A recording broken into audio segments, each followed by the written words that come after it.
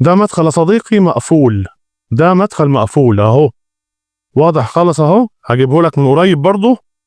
وده مقفول، ده راكب كده فوق وتحت منه حجر تاني اهو قافل المدخل. المنطقة دي علت، المنطقة ديت علت تمام.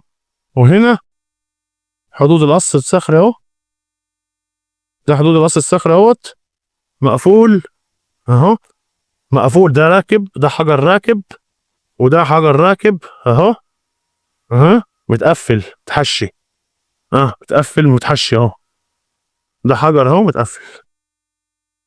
ده المفروض ان الارضيه هنا ده كده، الارضيه هنا ده واطيه بس علت من التراب، وده كان راكب فوق كده، وده ما قافل المدخل، وده قافل اللي في الوش هنا زي ما انت شايف كده.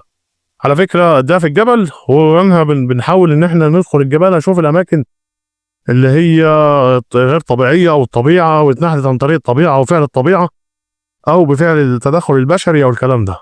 ده مدخل اهو، مالناش دعوه بقى اللي بيحفر يحفر واللي ما يحفرش ما يحفرش، احنا مالناش دعوه بيه ومالناش علاقه بيه خالص. انا كل الموضوع ان انا بخش الجبال، اتعامل على الصخور او الاماكن اللي هي تدخل بشري او من الطبيعه او بفعل الطبيعه. انا احمد سفاري، ودي صفحه زي الاشارات وهتقول. السلام عليكم.